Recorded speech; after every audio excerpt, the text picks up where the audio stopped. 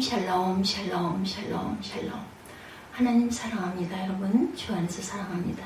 2장 사사기 2장 계속해서 6절에서 15절까지 영적 위기를 경계하는 저와 여러분이 되시기 바랍니다. 지난 시간에는 울어도 소용이 없는 땅 복임에 대해서 우리 함께 은혜를 나눴습니다.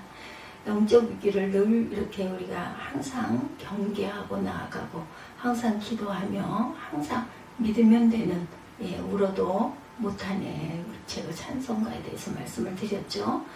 그런데 어떻게 하면 돼요? 믿으면 됩니다. 그죠? 십자가에 달려 돌아가신 예수 그리스도의 구원의 깊은 은총을 믿으면 하나님께서 우리의 모든 죄를 씻어주시고, 그리고 우리에게 구원의 큰 상을 주시는 그러한 주님이시라는 것을 저와 여러분은 알고 계세요. 그래서 우리는 늘 영적 위기를 경계하고 가야 할 것입니다. 6절부터 봅니다. 전에 여호수아가 백성을 보내며 이스라엘 자손이 각기 그들의 기업으로 가서 땅을 차지하였고, 백성이 여호수아가 사는 날 동안 여호수아 뒤에 생존한 장로들 곧 야훼께서 이스라엘을 위하여 행하신 모든 큰 일을 본 자들이 사는 날 동안에 야훼를 섬겼더라, 이렇게 말씀하죠. 야훼 종 눈의 아들 여호수아가 110세의 죽음에 무리가 그의 기업 경내에 에브라임 산지 기아스 산 북쪽 딥낫 헤레스에 장사하였다. 가스죠. 기아스가 아니라 가스산 북쪽 딥낫 헤레스에 장사하였고, 그 세대의 사람도 다 그 초성들에게 돌아갔고, 그 위에 일어난 다른 세대는 야훼를 알지 못하며 야훼께서 이스라엘을 위하여 행하신 일도 알지 못하였더라. 이스라엘 자손이 야훼 목전에서 악을 행하여 바알을 섬겼다. 그리고 애굽 땅에서 그들을 인도하여 내신 그들의 조상들이 하나님 야훼를 버리고 다른 신들 곧 그들의 주위에 있는 백성의 신들을 따라 그들에게 절하여 야훼를 진노하게 하였을 때 곧 그들이 야훼를 버리고 바알과 아스타롯을 섬겼으므로 야훼께서 이스라엘에게 진노하사 노력하는 자의 손에 넘겨주사 그들이 노략을 당하게 하시며 그 주위에는 모든 대적의 손에 팔아넘기시며 그들이 다시는 대적을 당하지 못하였으며, 그들이 어디로 가든지 야훼 손이 그들에게 재앙을 내리시니 곧 야훼께서 말씀하신 것과 같고 야훼께서 그들에게 맹세하신 것과 같아서 그들의 괴로움이 심하였더라. 이 영적 위기가 이렇게 해서 왔어요. 15절까지의 내용이죠. 어느 고등학생이 성적이 좋지 못해서 아버지가 학교에 불려가셨어요. 국사를 가르치는 담임선생님과 상담을 하더니 학생의 아버지가 선생님께 묻습니다. 제 아들 녀석 국사 성적은 어떻습니까? 그래서 선생님이 아이 아버지에게 반문하기를, 아버님께서는 과거 학교에 다닐 때 역사 공부를 어떻게 하셨는지요? 하고 이렇게 거꾸로 질문을 하십니다. 선생님의 물음에 아버지는 머리를 극적거리며 저야 뭐 형편이 없었죠 라고 대답을 했어요. 그랬더니 담임선생님이 이렇게 답을 하십니다. 역사는 되풀이 되는 것입니다. 무슨 뜻인지 아시겠죠? 짧은 코믹스러운 이야기. 역사는 되풀이 된다고 하지만 좋은 역사는 되풀이 되어야 합니다. 그렇죠? 그런데 나쁜 역사는 단절되는 것이 은혜고 복이죠. 그런 문제는 인생이라는 것이 우리가 마음먹은 대로 되지 않는다라는 사실이에요. 그런데 어쩌면 좋은 역사는 단절되기가 쉽고 나쁜 역사는 자꾸 되풀이되는 경우가 훨씬 더 많다는 사실을 우리가 또한 역사를 통해서도 깨달을 수가 있습니다. 간혹 우리의 자녀들이 별로 유쾌하지 않은 행동을 했을 때 야단을 치지만 그 모습을 바라보던 할아버지 할머니가 이렇게 말씀하시는 것을 듣기도 합니다. 저놈 저것 봐라, 지 아버지 어릴 때 하던 짓하고 똑같네. 아버지라고 안 하죠. 어른들 지 애비라고 하죠. 지 애비 어릴 때 하던 짓과 똑같네. 아니면 누구 이름을 대면서 이렇게 말하죠. 우리는 나쁜 습관과 행동이 아니라 좋은 습관과 행동을 물려주어야 할 것입니다. 아이들에게 좌절된 꿈을 회복시켜주고 신앙을 갖게 해주어야 해요. 그런데 그것이 말처럼 그렇게 쉽지가 않죠. 그런 현상은 인간 사회가 점점 풍요로워질수록 더욱 그렇습니다. 그와 같은 사실은 오늘 본문을 통해서도 넉넉하게 알 수가 있어요. 6절 이하에 보면 여호수아와 함께 가나안 땅을 차지하기 위해 치열하게 싸워야만 했던 세대들은 나름대로 하나님을 잘 섬기고 신앙생활을 잘했어요. 성경은 이렇게 증거합니다. 야훼께서 이스라엘을 위하여 행하신 모든 큰 일을 본 자들이 사는 날 동안에 야훼를 섬겼더라. 그런데 10절의 말씀에 보면 역사의 전환기에서 전혀 예상하지 못했던 중대한 변화가 일어나요. 10절 말씀을 다 같이 한번 읽어보죠. 다시 또 읽습니다. 그 세대의 사람도 다 그 조상에게 돌아갔고 그 후에 일어난 다른 세대는 야훼를 알지 못하며 야훼께서 이스라엘을 위하여 행하신 일도 알지 못하였더라. 이렇게 얘기하고 있어요. 알지 못하였더라. 행하신 일을 몰랐어요. 증거하고 전하지를 못했던 거죠. 1세대들은 여호수아와 함께 가나안 땅을 차지하기 위해서 치열하게 싸우면서 하나님이 행하신 모든 일을 직접 경험을 했어요. 그렇기 때문에 그들은 나름대로 하나님을 열심히 섬기면서 주님의 은혜와 인도하심을 힘입어서 가나안 땅을 정복하는 위대한 과제를 성취합니다. 근데 1세대가 가고 새로운 세대가 등장하면서 문제가 발생하죠. 새로운 세대는 하나님을 알지 못합니다. 여기서 야훼를 알지 못했다는 말에는 두 가지 중요한 의미를 내포하고 있는데, 첫째, 이 새로운 세대는 하나님에 대한 경험적 지식을 상실했다는 것이고, 둘째, 이 새로운 세대는 하나님께 대한 영적 무관심을 나타내 보이고 있었다는 거죠. 근데 이런 모습은 엘리 제사장의 아들들에게서도 찾아볼 수가 있어요. 사무엘상 2장 12절에 보면 엘리의 아들들의 행실이 나빠 야훼를 알지 못하였더라. 이렇게 증거하고 있습니다. 엘리는 하나님을 섬기는 제사장이었어요. 그렇지만 엘리의 아들들은 하나님을 알지 못했다라는 거죠. 그들의 아버지는 이스라엘 백성들에게 존경받는 제사장입니다. 그리고 나름대로 훌륭한 신앙인이었어요. 평생을 주를 위해 헌신합니다. 그러나 그 아들들은 야훼를 알지 못했다. 야훼를 알지 못했다, 이 말을 절대로 오해하지 마시기 바랍니다. 그들에게 하나님에 대한 지식이 없었다는 말이 아니고, 엘리의 두 아들들은 어려서부터 성전 안에서 살았고 그들은 하나님의 메시지를 계속 들으면서 살았어요.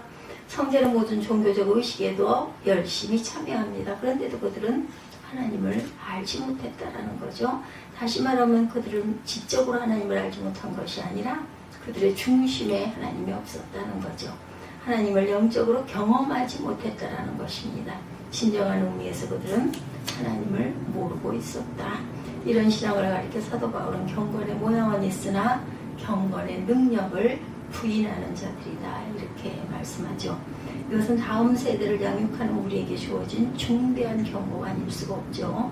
어쩌면 솔직히 우리는 지금 이 신앙의 위기를 경험하고 가고 있는지도 모릅니다.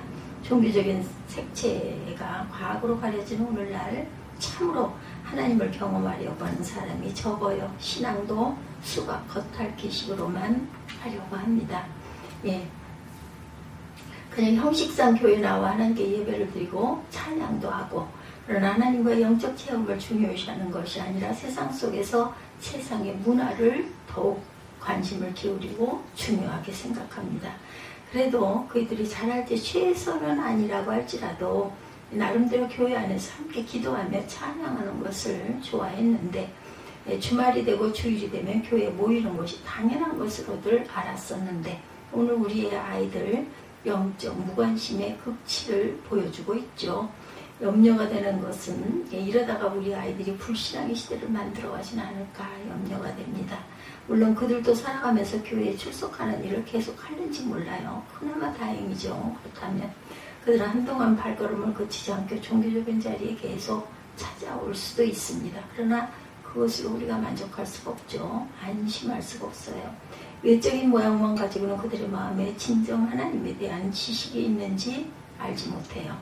교회에는 나오지만 영적인 일에는 전혀 무관심한 아이들, 이것이야말로 우리가 정말 두려워해야 할 일입니다. 그러므로 우리가 기억할 것은 오늘 본문의 말씀, 다음 세대에 일어날지도 모르는 비극에 대한 하나님의 엄중한 경고입니다. 우리 아이들이 하나님을 알지 못하는 세대가 될 수 있다는 사실을 두려워해야 한다. 그렇다면 살아가면서 우리에게 이런 영적인 위기가 찾아오는 이유는 무엇일까? 이것은 신앙생활을 하면서 참으로 경계해야 할 내용입니다. 첫째, 현실에 안주하려는 의식 때문이에요. 사람들은 안정이라는 단어를 참 좋아합니다. 안정적이다. 예, 좋죠. 그리고 안정을 꼭 행복으로 착각을 합니다. 그래서 현실을 그대로 유지하고 싶어 하죠. 이상의 모형과 희생을 감수하려고 하질 않아요. 주어진 현실에 만족하며 이만하면 되지 않았는가라는 생각에 빠집니다. 이것이 문제죠. 오늘 우리 시대의 문제가 바로 여기에 있습니다. 부모님 세대가 피땀 흘려 일으켜놓은 안정된 환경 속에 안주하려고 해요. 사실 오늘 많은 사람들은 지금의 이 안정된 환경이 무너지는 것을 두려워하죠. 네, 더도 말고 덜도 말고 지금의 현실을 그대로 유지하기를 바라고 있기도 합니다. 그러나 우리가 기억해야 될 것은 예수께서 말씀하신 것처럼 우리의 믿음의 여정에 참으로 중요한 것은 넓고 안정된 길이 아니라 좁은 길이라는 것입니다. 1장에 이스라엘 백성들이 여호수아가 죽은 후에 배색을 정복하는 모습이 나와요.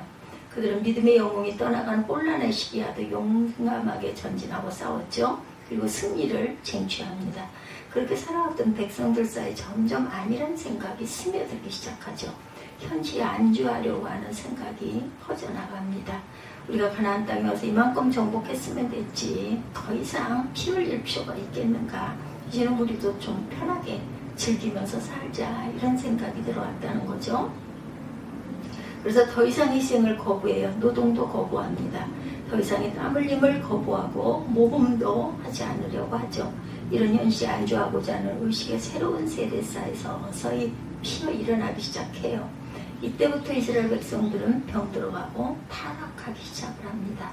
이런 현실에 안주하고자 하는 생각이 바로 사사시대의 영적 비극을 초래하는 원인이었죠.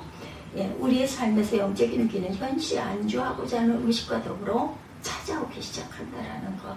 그들에게는 꿈이 없어요. 높은 이상과 새로운 가치에 대한 도전도 없습니다. 그들은 보다 높은 가치 있는 삶에 대한 흥분된 기대도 하지 않습니다. 그저 적당히 살다 적당히 즐기고 죽으면 그만이다. 현실 안주의식이 그들의 영적 위기에 빠지게 하는 거죠. 역사적으로 보면 2세대들은 1세대들이 가지고 있던 도전과 기백을 상실하는 경우가 많아요. 그것이 미국의 역사이기도 합니다. 미국에 건너왔던 1세대들은 하나님을 더 잘 믿기 위해서 모험을 했던 세대죠. 청교도 혁명이 일어났죠. 그들은 메이플라워라는 배를 타고 대서양을 건너면서 수많은 죽음의 위협을 이기고 신대륙 아메리카에 도착을 합니다. 그리고 그들은 그곳에서 서부 개척이라는 새로운 문화를 만들어가기 시작을 하죠.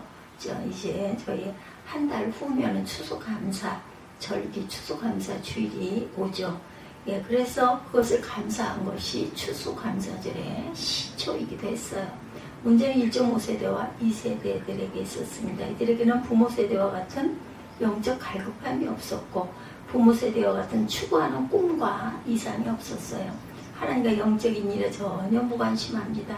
그래서 이들은 거리를 방황하기 시작해요. 타락하기 시작합니다. 이와 같은 현상은 우리나라 이민 역사에도 볼 수가 있어요. 이민 1세대들은 말도 통하지 않은 낯선 문화에 부딪히면서 삶을 꾸려가야 했죠. 반면에 2세대들은 부모들이 닦아놓은 터에서 자기들의 삶을 즐기려고 하죠. 이민 1세대들은 자신들의 꿈을 이루기 위해 땀을 흘리며 새로운 역사에 도전을 합니다. 그러나 다음 세대에서 이 기백과 비전과 새로운 삶에 대한 의욕은 서서히 사라져요. 지금 이대로가 좋아가 그들의 솔직한 심정이죠. 이것은 우리들의 신앙생활에도 여실히 드러나기도 하죠. 신앙의 1세대들은 가진 핍박과 어려움을 이겨내면서 신앙을 지켰습니다. 예수를 믿는다는 믿음 때문에 가족과 사회에서 냉대와 멸시를 당하면서도 구원의 감격을 누렸죠. 주일에 교회와 예배 드릴 수 있다는 사실에 감사했습니다. 1세대들은 나름대로 신앙생활을 하면서 누렸던 영적인 경험들이 있었기 때문이죠. 그러나 2세대들은 이들에게는 영적 체험이 없어요. 그러니 당연히 예배에 대한 감격도 없습니다. 그렇기 때문에 이들은 왜 자신이 교회에 나와 하는지 아무도 이유를 모릅니다. 결국 교회 안에 무신론자가 아닌 무신론자들로 살아갈 뿐이죠. 교회 안 나가면 부모가 야단을 치니까, 그리고 교회 나가면 부모님이 좋아하시니까 교회에 나가줄 뿐이에요. 그런데 요즘에는 또 이렇지도 않습니다.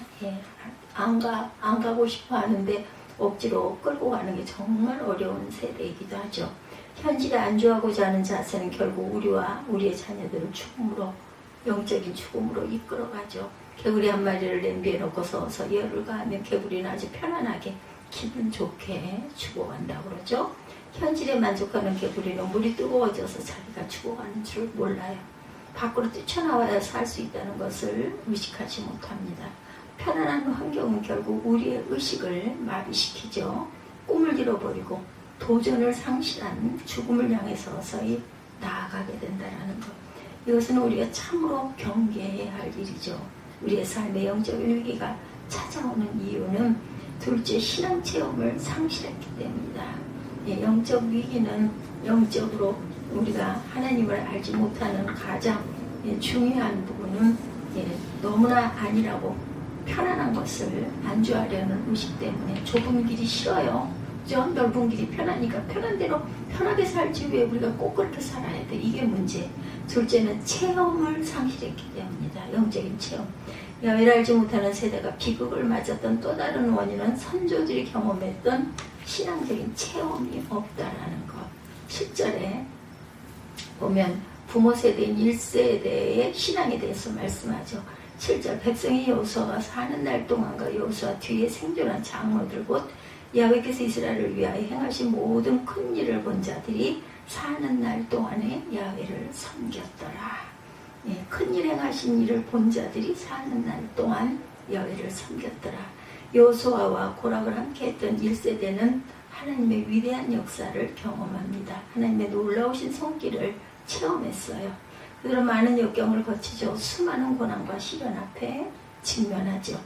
그럴 때마다 이 고난과 시련을 이기기 위해 주님 도와주옵소서, 하나님이 아니면 우리는 살 수가 없습니다 라고 이렇게 기도했어요. 절실하게 간절하게 기도했습니다. 그리고 전능하신 하나님을 의지하는 가운데 역경 속에서 그들을 도우시는 하나님의 능력과 손길을 체험합니다.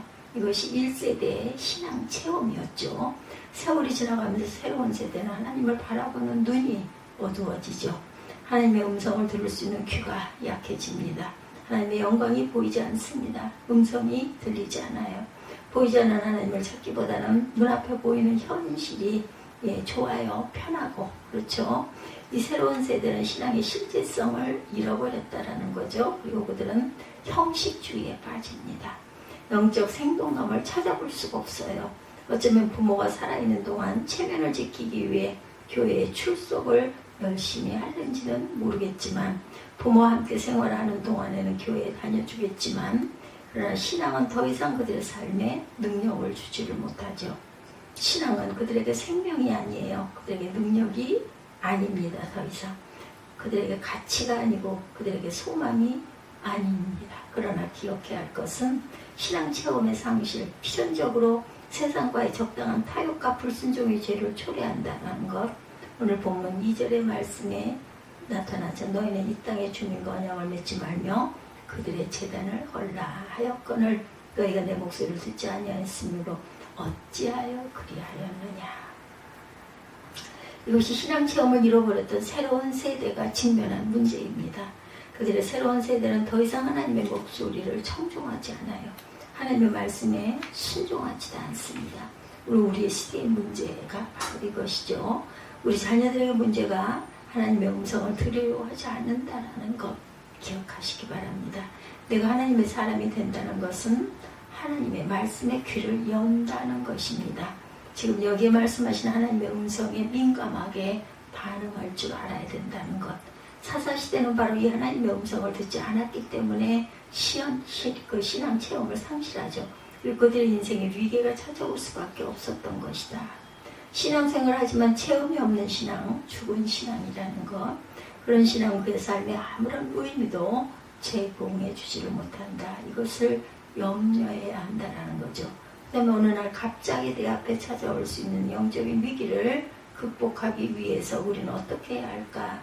어떻게 해야 영적인 위기를 극복할 수가 있겠는가?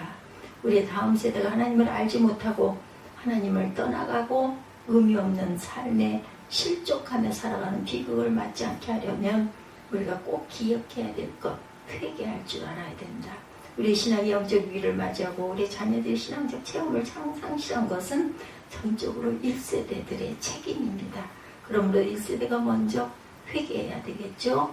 2세대의 회개가 아니라 1세대가 먼저, 부모가 먼저 회개해야 된다. 부모 세대가 자녀들을 신앙적으로 잘 가르치지 못한 것을 회개해야 하고, 우리의 생명임의 최대 가치인 신앙을 다음 세대에게 적극적으로 또한 가르쳐야 합니다.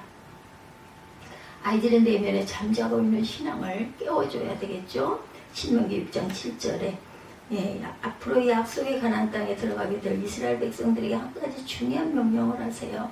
뭐라고 그러세요? 내 자녀에게 부지런히 가르치며 집에 앉았을 때든지 길을 갈 때든지 누워있을 때든지 일어날 때든지 이 말씀을 강론할 것이며, 하나님께서 1세대인 부모에게 말씀하시는 내용, 그렇죠. 자녀들에게 하나님의 말씀을 분명하게 가르치라는 거예요.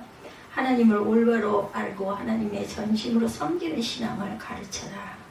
그리고 그것을 무시로 언제나 항상 그렇게 가르치라는 것이죠. 지금 우리는 어떻습니까?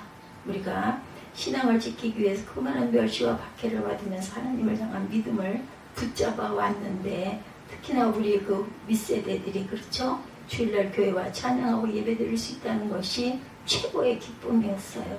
그런데 그 신앙적 열정을 우리는 아이들에게 온전하게 잘 가르쳤는가? 영어 단어 하나 외워야 한다고 닥달하고 가르치면서 성경 한 구절을 암송해야 한다고 말하지는 않았다라는 것이죠. 세상에서의 출세의 성공에 대해서 이야기하면서 하나님 안에서 영적 성공에 대해서는 말하지를 않았다라는 것이 정말 마음이 아픈 일입니다. 그러므로 우리는 이 부끄러운 행동을 회개해야 되겠다. 자녀들 앞에, 하나님 앞에 살아가게 하는 신앙적 가르침이 실패했다면 지금이라도 우리가 자복하고 애써 힘써 알아가고 힘써 알게 해야 되지 않겠는가. 내가 교회에 나오니 그것만으로 우리 자녀들이 잘 되겠지라고 절대로 생각해서는 안 되겠다. 착각입니다. 아니란 태도죠. 보다 적극적으로 다음 세대에 하나님을 가르쳐야 하고 전해야 합니다. 하나님의 영광을 가르쳐야 되고 하나님을 전심으로 사랑하는 것을 또한 가르쳐야 합니다.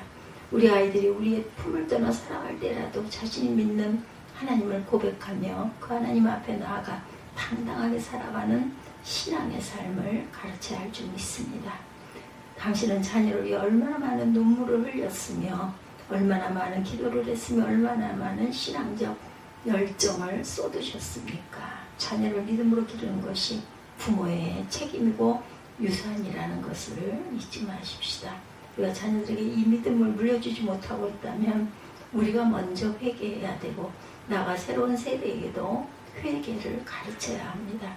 자녀들이 불순종의 죄로 회개해야 되죠. 부모의 그늘에 현실에 안주하려고 했던 죄를 회개하도록 해야 되겠다. 사람이 도전 없는 삶에 적응하다 보면 새로운 꿈을 꾸질 못해요. 그리고 서서히 현실에 안주하고 싶은 마음이 생길 수가 있다. 세상 속에 세상 문화에 젖어들어 살다 보면 어느 순간부터 하나님과 영적인 일에 무관심할 수밖에 없다라는 것. 마치 라오디게아 교회가 범한 죄처럼 나는 부자라 부족함이 없다라고 하지만 하나님께서는 내 공고한 것과 가려놓은 것과 가난한 것과 눈먼 것과 벌거벗은 것을 알지 못하는도다. 계시록 3장 17절이죠.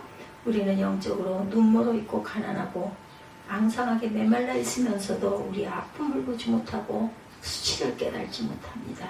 하나님 앞에 엎드리지 못하고 하나님의 영광을 구하지 못하고 하나님을 의식하지 못하는 것이 우리의 모습이라는 것.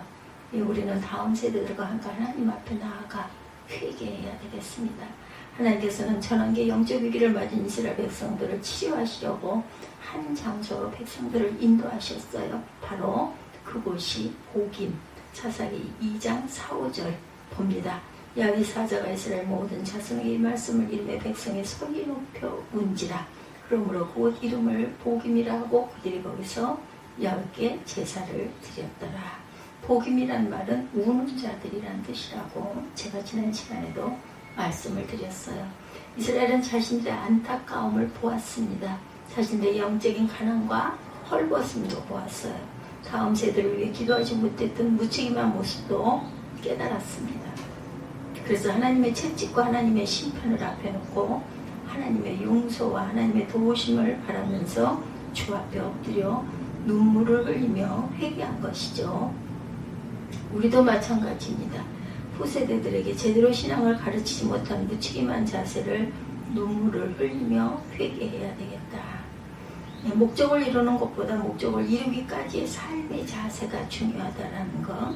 성공이나 실패보다 인생에 훨씬 더 중요한 것은 삶의 내용입니다. 인생은 사다리를 타는 것과 같아요. 문제는 많은 사람들이 올라가 본 후에 그들이 잘못된 자리에 서 있다는 것을 알게 된다는 것이죠. 가장 위험한 것은 잘못된 방법으로 성공하는 것이라는 것. 실패보다 더 비참한 것은 하나님이 원하지 않는 방법으로 성공하는 것입니다. 우리에게 얼마나 크게 성공했느냐 하나님 묻지 않으세요. 어떻게 성공했느냐고 물으시죠. 그래서 또한 우리는 두 번째 도전을 해야 합니다. 다음 세대가 세속 문화를 극복할 수 있도록 가르쳐야 하고, 당시에 가나안 문화가 우상 문화였죠. 풍요의 문화, 성의 문화, 쾌락의 문화, 불신앙의 문화였습니다. 부끄러운 사실이지만 우리의 문화는 그렇지 않은가. 지금 우리의 사회는 철저한 만모니즘의 문화가 되어가고 있어요. 돈이 우상화가 된 문화입니다. 성을 상품화하는 쾌락의 문화입니다. 우리의 다음 세대들이 이 문화에 익숙해져가고 물들어가고 있다는 것을 안타까워하고 기도하셔야 되겠죠. 하나님과 영적인 일에 무관심하고 하나님을 생각하는 것이 심각한 부담으로 다가오고 있어요. 하나님을 전혀 의식하지 않고 살아가려고 합니다. 한여름밤의 불나방처럼 자신들의 즐거움과 쾌락을 위해 살기를 원해요. 그러나 우리의 자녀에게 너희는 이 세대를 본받지 말고의 교훈을 분명하게 가르쳐야겠습니다. 우리의 자녀들이 타락하고 병든 문화에서 담대하게 빛과 소금의 역할을 할 수 있게 만들어주고 이끌어줘야 되죠. 자녀들이 병든 문화의 물결에 따라가게 해서는 결코 안 되겠죠. 돈보다 위대한 것은 신앙이라는 것을 가르쳐야 합니다. 이 사실을 우리가 가르치고 삶의 진정한 가치, 진정한 의미, 하나님을 경외하는 믿음을 추구하는 삶을 살도록 도전하게 해야 되죠. 죽은 물고기는 흐르는 물에 그냥 떠내려가죠. 그러나 살아있는 물고기는 흐르는 물에 도전하며 그 물을 거슬러 올라갑니다. 여러분, 우리의 다음 세대인 자녀들이 세상 속에서 어떤 삶을 살기를 원하십니까? 모아놓은 재산의 그네에 흐르는 물에 순응하는 삶을 살아가도록 그냥 버려두시겠습니까? 아니면 하나님의 거룩하심으로 세상 속에 타협하지 않고 도도하게 거슬러 도전하며 하나님 앞에 형통한 자의 삶을 살게 하시겠습니까? 셋째로 꿈을 심어주어야 합니다. 이스라엘 백성들이 거친 광야를 여행할 때 그 광야에 수많은 시련과 어려움을 경험하면서도 지치지 않고 계속 앞으로 나갈 수 있었던 것은 가나안에 꿈이 있었기 때문이에요. 적과 꿀이 흐르는 약속의 땅에 대한 비전이 있었기 때문입니다. 그러나 새로운 세대는 가나안 땅에 들어오자마자 주저앉아요. 더 높은 꿈이 없었기 때문에 가나안 정복보다 더 높은 꿈이 없었어요. 꿈이 없으면 사람들의 삶의 의미를 잃어버리게 되죠. 집 한 채를 사는 것이 목표인 사람은 집 한 채를 사는 것으로 끝이에요. 더 높은 꿈이 없습니다. 이 땅에서 부귀영화를 누리는 것 이상으로 중요한 꿈을 키울 수가 있어야 되겠다. 주님께서 그를 따르는 모든 제자들에게 분명한 꿈을 꾸셨어요. 마태복음 28장 19절에서 20절입니다. 그러므로 너희는 가서 모든 민족을 제자로 삼아 아버지와 아들과 성령의 이름으로 세례를 베풀고 내가 너희에게 분부한 모든 것을 가르쳐 지키게 하라. 볼지어다 내가 세상 끝날까지 너희와 함께 하리라. 이 위대한 사명을 붙잡고 꿈을 꾸게 해야 된다는 것. 내가 서 있는 이곳에서 그리스도의 복음을 전하며 세상 사람들을 하나님의 말씀으로 변화시키는 삶에 대한 꿈을 자녀들에게 심어주십시다. 이 위대한 꿈을 가르치지 못한다면 우리의 다음 세대들은 병이 들 수밖에 없다는 것. 넷째로 희생을 가르쳐야 합니다. 희생이 없이는 비전이 성취될 수가 없죠. 인류 역사에서 희생하지 않고 위대한 꿈을 이룬 사람은 찾아보기가 어렵습니다. 우리 자녀들에게 희생의 가치를 가르쳐야 되죠. 안일하게 키우지 마십시다. 우리 자녀들은 그들이 맞닥뜨리는 환경에 희생이 얼마나 중요한지를 알아야 돼요. 우리 주변을 조금만 눈여겨보아도 어렵고 힘든 상황이 처한 이웃들을 발견할 수가 있죠. 굶주림과 고통 속에 살고 있는 세계 곳곳에 난민들을 보게 하십시다. 세상에는 우리의 그 아이들보다 더 열악한 환경에 살아가고 있는 아이들이 정말 많아요. 70억의 인구가 살아있는 이 지구에 깨끗한 물을 마실 수 없는 사람이 12억이나 된다고 합니다. 7명 가운데 1명꼴이에요. 그들은 마실 물이 없어 양동이를 가지고 반나절의 길을 왕래합니다. 그것도 우리가 도저히 마실 수 없는 구정물이에요. 그 물을 마시고 그들은 기니라는 곤충을 비롯해서 콜레라, 장티푸스 등 수많은 질병에 노출되어 살아갑니다. 그 결과 실명을 하거나 생명을 잃기도 한다고 그러죠. 한때 골프의 황제라고 불렸던 타이거 우즈가 나이키의 모자를 쓰고 하루에 5,500만 원을 받았어요. 근데 그 모자를 만드는 태국의 노동자가 받았던 하루의 일당은 4,000원이었다고 그러죠.